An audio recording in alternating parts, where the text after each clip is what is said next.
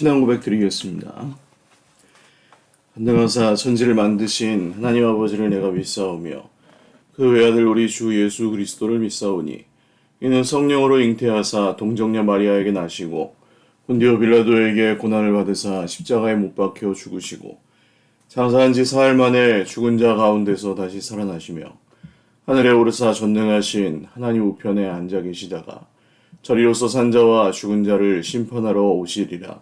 성령을 믿사오며 거룩한 공회와 성도가 서로 교통하는 것과 죄를 사하여 주시는 것과 몸이 다시 사는 것과 영원히 사는 것을 믿사옵나이다. 아멘.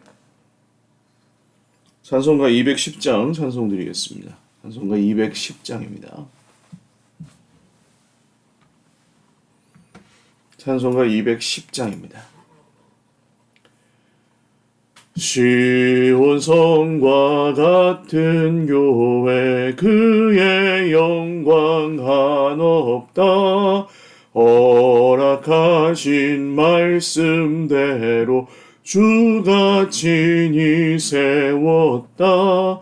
반석 위에 세운 교회 흔들 자가 누구랴.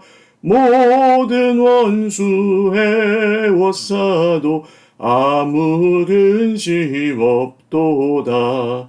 생명샘이 솟아나와 모든 성도 마시니 언제든지 흘러넘쳐 부족함이 없도다.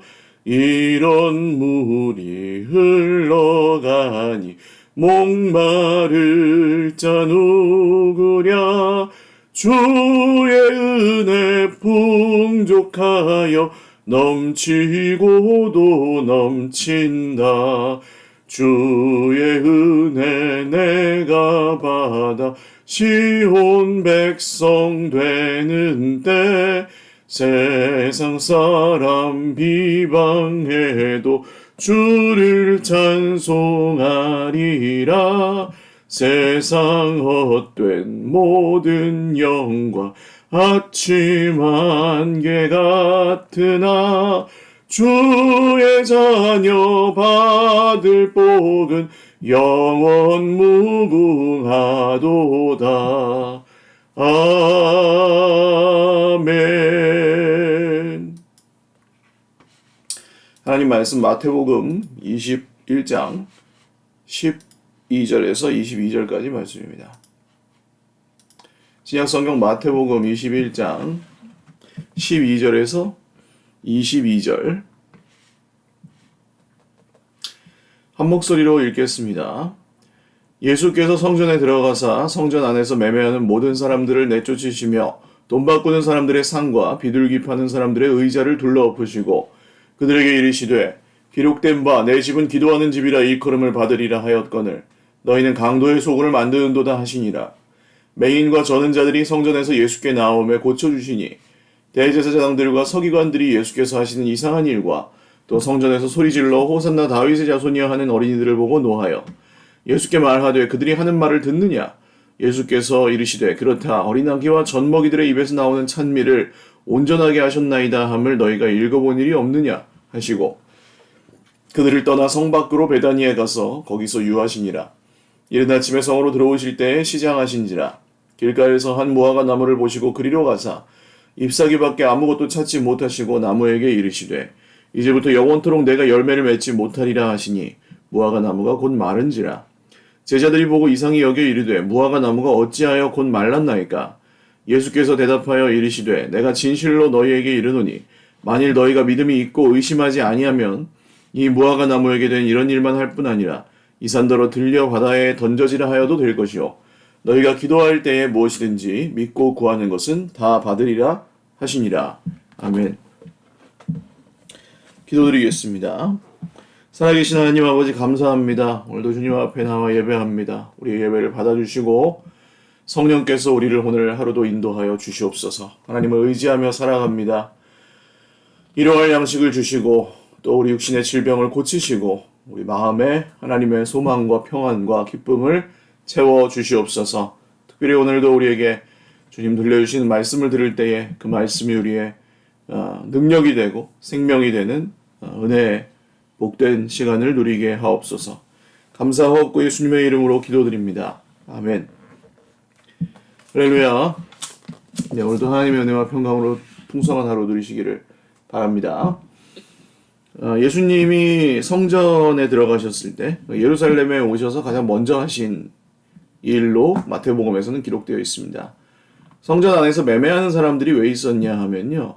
성전세는 성전의 그 유대인들 성인 남성들은 모두 1년에 한 번씩 성전세를 내게 되어 있었습니다. 그런데 이 성전세는 성전에서 쓰는 세켈이라는 단위로 세금을 내게 되어 있었습니다. 이건 이제 구약의 모세의 율법으로부터 계속 그렇게 정해왔던 것이기 때문에 그게 맞는데요. 근데 이제 로마 돈을 성전 세켈로 바꿔서 내야 되는데 거기에서 이제 이 환전소가 역할을 하는 거죠. 환전소에서 예를 들어서 우리 원화하고 달러로 한번 비유를 해볼게요. 원화로 1,000만 원을 내면 1,000만 원을 그대로 달러어치로 바꿔주는 게 아니라 900만 원어치만 달러로 바꿔주는 겁니다. 예를 쉽게 들면. 그러니까 이것은 이 환전 수수료 명목으로 떼이는 돈이 굉장히 많았던 거죠. 그리고 이제 그런 것들은 또 이제 따로 대제사장이나 유대인들 이 종교 지도자 층에서 착복하는 그런 세금이 되었습니다. 그래서 강도의 소굴을 만들었다 이렇게 말씀을 하시는 거예요. 비둘기 파는 사람들 여기 또 나오죠. 이 비둘기 파는 사람들은 뭐냐 하면 예를 들어서 산에서 비둘기를 가난한 사람들이 잡아갖고 와요. 그러니까 좀 돈이 있는 사람들은 소나 양, 염소로 드리고 돈이 없는 사람들은 곡식으로 드리고 그것도 없으면 비둘기를 잡아다가 제사를 드리는데 산비둘기를 안 받는 거예요. 그리고 돈을 갖고 와서 여기 성전에서 산 비둘기만 제물로 받겠다는 거예요. 그럼 어떻게 합니까? 이 가난한 사람들도 울며 겨자 먹기로 또 돈을 벌어와서 여기서 제물을 구입을 해야 되는 거죠. 그러니까 흠없는 제물을 드려라 이런 핑계를 가지고 여기서만 제물을 구입할 수 있게 했던 것입니다. 어떤 결과를 낳았는가? 그 종교 지도자들은 부자가 되고 예배 제사를 드리는 성도 이 유대인들은 전부 형식적인 예배를 제사를 드리게 되어버린 것이죠. 그래서 예수님은 이들이 강도의 소굴을 만들었도다라고 말씀하셨습니다. 그래서 원래 말씀에 기록되어 있기는 내 집은 기도하는 집이라 일컬음을 받으리라 하였는데 너희가 강도의 소굴을 만들었다. 하나님을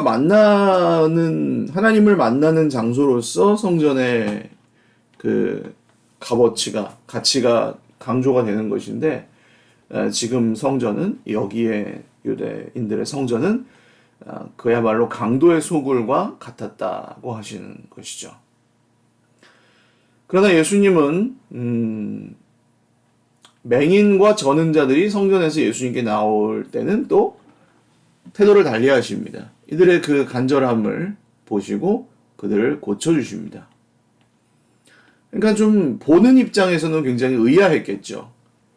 괜찮아 보이는 사람들, 성전에서 일하는 사람들, 환전하는 사람들, 재물 장사하는 사람들, 이 사람들은 그 대제사장의 백을 믿고 했을 테니까 괜찮은 사람처럼 보였고, 맹인들이나 저는 자들은 사실 장애인들이잖아요.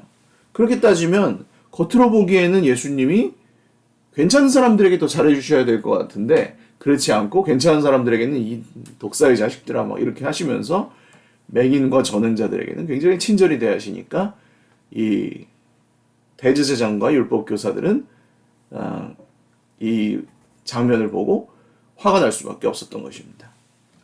그러면서 예수님에게 그들이 하는 말을 듣느냐? 저 말이 들리시오? 듣는다면 당신이 그냥 그러고 있어도 되시오? 이렇게 물은 거죠. 그랬더니 예수님은 그렇다. 어린아기와 젖먹이들의 입에서 나오는 찬미를 온전하게 하셨나이다 하는 말씀을 읽어본 적이 없느냐. 말씀으로 또 대답하십니다. 그 말씀이 지금 이 예수님을 향한 찬미로 연결된다고 하는 것이죠. 자, 이제 이 대제사장 무리들과의 갈등은 격해질 대로 격해졌습니다. 그리고 사실 예수님은 더 이상 피하지 않으시는 것처럼 보입니다.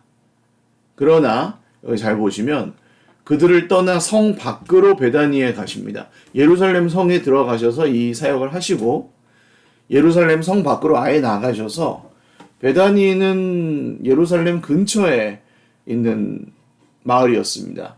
가난한 사람들의 집 혹은 무화과 집 그런 뜻을 가진 마을인데 아마 가난한 사람들의 집이라는 뜻이 맞을 거예요. 왜냐하면 예수님이 거기서 주무시고 그 다음날 아침에 나오셔서 예루살렘으로 들어가셔야 되는데 먹을 게 없어요. 베다니엔 누가 있습니까? 마르다와 마리아, 나사로, 예수님께서 죽음에서 살리신 나사로가 사는 곳이 이 베다니였죠. 그러면 이 마리아와 마르다와 나사로는 생명의 은인이신 예수님을 얼마나 극진히 대접하고 싶었겠습니까? 그런데 대접할 것이 없을 정도로 가난한 동네였다. 그렇게 보시면 되겠죠. 여기서 왜 예수님이 예루살렘의 그 수많은 호산나를 부르는 사람들 중에 한 사람의 집에 가지 않으시고 굳이 그 베다니로 나가셨을까? 성전에서 좀 그래도 기득권층으로 그냥 조금 좋게 달래면서 이 대제사장 무리를 대하셨으면 좀 덜 고생하셨을 것 같은데 왜 굳이 그 사람들에게는 그렇게 강력하게 대하시고 맹인과 전능자들을 향하셨을까? 주님의 사랑이 말입니다. 우리는 여기서 주님이 오늘날에도 어떻게 일하고 계시는지를 알 수 있다고 봅니다. 주님은 힘 있는 자들, 그걸로 자기의 유익을 구하고 승리하고 성공하는 자들 쪽을 향하지 않으십니다. 자기 인생의 주인 노릇을 하고 자기가 마치 하나님이 된 것처럼 행하는 사람들 쪽으로 주님은 행하지 않으십니다. 능력이 없는 사람들, 의지할 것이 없는 사람들, 정말 가난한 사람들, 피곤한 사람들, 약한 사람들, 주님은 언제나 그런 사람들을 향하여 당신의 사랑과 은혜를 베푸십니다. 그리고 거기에 머물러 계시죠.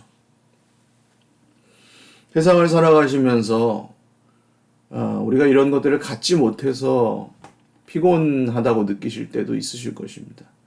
그럴 때는 여러분 예루살렘 성을 떠나 베다니에 가서 쉬셨던 주님을 기억하십시오. 괜찮습니다. 엄청나게 바쁘고 중요한 일들이 많으시겠지만 잠시 그럴 때는 쉬어야 됩니다.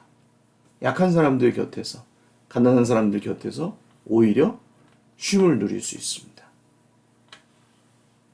우리는 하나님께 드리는 것들을 그냥 우리의 힘을 소진하고 우리가 가진 것을 빼앗기는 것처럼 여기기도 합니다. 그러나 그렇지 않습니다. 사실은 정말 이 시끌벅적한 예루살렘을 떠나서 이 가난하고 조용한 베다니에 가 있을 때 우리의 영혼이 진짜 숨을 쉬는 시간이 될 수도 있습니다.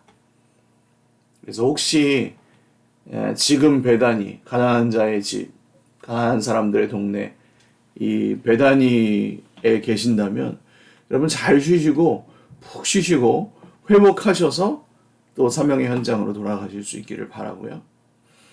이해하기 좀 어려운 사건이 또 하나 나오죠. 무화과 나무를 길가에서 보시고 거기에 열매가 없어요. 잎사귀밖에 없었습니다. 그런데 이 무화과 나무가 열매를 맺어야 될 때인데 맺지 못한 것에 대해서 예수님이 책망하신 것 같아요. 무화과 나무가 말랐습니다. 여드렁 내가 열매를 맺지 못하리라. 예수님 배고파서 무화과를 먹으려고 그랬는데 가보니까 실망해서 무화과 나무를 저주하셨느냐. 예수님은 그러면 이 식물을 아끼지 않으시는 분이시냐. 그렇지는 않습니다. 이 행동에는 뜻이 있었죠. 제자들도 의아해서 예수님에게 여쭈어 보니까 예수님이 만일 너희가 믿음이 있고 의심하지 아니하면 이 무화과 나무에게 된 이런 일만 한 뿐만 아니라 이 산더러 들려 바다에 던져지라 해도 될 것이요 너희가 기도할 때 무엇인지 믿고 구하는 것은 다 받으리라 하시니라. 자, 이 무화과 나무에는 열매가 없었습니다. 열매를 맺을 만도 한데 맺지 못하고 있는 상황이었죠. 그것은 예루살렘 성전 중심에서 일어나고 있는 일들을 뜻합니다. 잎만 무성한 무화과 나무, 거기에 강도의 소굴을 차리고 있는 이 대제사장 무리들. 열매를 맺지 못하리라. 당연하죠. 거기서 계속 그렇게 살고 있는 한 거기에는 하나님이 원하시는 열매는 절대로 맺을 수 없을 것입니다. 그리고 이후에 AD 70년 정도에 이 예루살렘을 향한 멸망의 예수님의 예언은 진짜로 이루어지죠. 로마 군대가 와서 예루살렘 성전과 예루살렘 성을 완전히 초토화시켜 버립니다. 멸망해 버립니다. 그러나 예수님께서 행하신 이런 일들을 정말 믿고 의심하지 아니하면 이런 일들뿐만이 아니라 저 산더러 들려서 바다에 던지는 게 뭐가 중요해요? 이게 그렇게 중요한 일이 아닌데 예수님이 이렇게 비유하신 이유는 무엇이냐 하면 열매 맺는 삶은 어떤 삶인가? 열매 맺는 삶은 어떤 삶일까요? 이 사건에서 지금 내 집은 기도하는 집이라 일컬음을 받으리라 라는 말과 이 밑에 이 무화과 나무에 대한 얘기가 기도로 끝나는 것을 너희가 기도할 때 이것을 여러분 주목하십시오. 이 사건이 앞뒤에 기도에 대한 말씀으로 나오고 있다는 것. 그렇다면 기도로서 맺어야 될 열매는 어떤 열매일까요? 우리가 예수님을 믿는 사람들이 기도를 드려서 얻는 열매들은 어떤 열매겠습니까? 누구의 열매겠습니까? 강도들의 열매가 아니란 거죠. 하나님의 열매를 맺어야 한다는 것입니다. 여러분, 하나님의 뜻대로 기도하십시오. 하나님은 그 기도를 그대로 이루어 주실 것입니다. 하나님의 뜻을 믿고 기도하십시오. 하나님은 우리를 실망시키지 않으실 것입니다. 나의 필요와 나의 관심과 나의 성공과 나의 이익을 위해서 우리는 중요한 것들 위해서 기도하긴 하지만 일용할 양식을 구하긴 하지만 여러분 그 모든 것들도 하나님의 뜻 안에서 구하십시오. 어떤 분들은 이렇게 내가 달라고 하는 것을 큰 죄라고 생각하시는 분들도 계시더라고요. 그렇지 않습니다. 우리가 무슨 신이 아니잖아요. 우리는 하나님께 우린 말을 하다 보면 실수하기도 하고 잘 알지 못해서 잘 모르는 얘기를 하기도 하고 그래요. 그런 게 중요한 게 아닙니다. 그러나 중심에 진짜 내가 원하는 것을 하나님께 이렇게 뺏어내려고 하는 그런 기도냐? 여기 강도들의 소굴처럼요. 아니면 하나님의 뜻이 이루어지기를 진짜 원하는 기도냐? 그것은 분명히 다를 수밖에 없습니다. 예를 들어 교회 부흥을 위해서 기도하신다. 좋은 기도입니다. 그러나 여러분 교회 부흥을 위해서 기도하신다면 공동체 안에서 한 사람이라도 두 사람이라도 내가 돌아볼 수 있는 사람은 없는지 찾아보셔야 될 것입니다. 좋은 공동체가 되기를 기도하신다고요? 그렇다면 내가 다른 사람에게 좋은 공동체 식구인지를 돌아보셔야 할 것입니다. 누군가에게 주님 저분에게 까마귀를 보내주셔서 입히고 먹여주십시오 기도하십니까? 내가 먼저 돈 1,000원이라도 지정원금을 그 사람에게 주는 까마귀가 되어야 할 것입니다. 이게 하나님의 뜻대로 하는 기도입니다. 기도는 정작 하면서 그 일이 하나님께서 누구를 통해 이루고 계시는지 어떻게 행하실지는 전혀 책임지지 않으려는 그런 기도는 사실은 사실 소용이 없습니다. 왜냐하면 그걸 진실하게 하고 있지 않은 것이기 때문입니다. 다시 말씀드립니다. 우리의 기도는 우리의 삶을 바꿉니다. 강도들의 기도는 그들의 삶을 강도가 되게 하였고 예수님의 기도는 맹인들과 저는 자들을 낫게 하셨습니다. 잎만 무성한 무화과 나무 같은 기도를 하시겠습니까? 아니면 열매 맺는 무화과 나무 같은 기도를 하시겠습니까? 오늘 이 아침에도 바른 길을 선택하시고 하루 종일 그런 기도의 용사로 쓰임 받으실 수 있기를 주님의 이름으로 축원을 드립니다. 기도하겠습니다. 하나님 아버지, 주님의 뜻대로 살고 주님의 뜻대로 기도하기를 원합니다. 저희들이 힘들고 어려운 상황이 있지만 사랑하기를 포기하지 않고 계속해서 주님을 잘 따라가기를 원합니다. 오늘도 형제 자매들 모두에게 은혜 베푸사 주님의 사랑을 넘치게 부어주시고 우리가 하는 모든 말과 또 살아가는 모든 삶 속에 우리 하나님의 놀라운 일들을 행하여 주옵소서. 감사하옵고 예수님의 이름으로 기도 올리옵나이다. 아멘. 네, 감사합니다. 오늘도 주님 안에서 행복한 하루 되시기를 바랍니다. 사랑하고 축복합니다.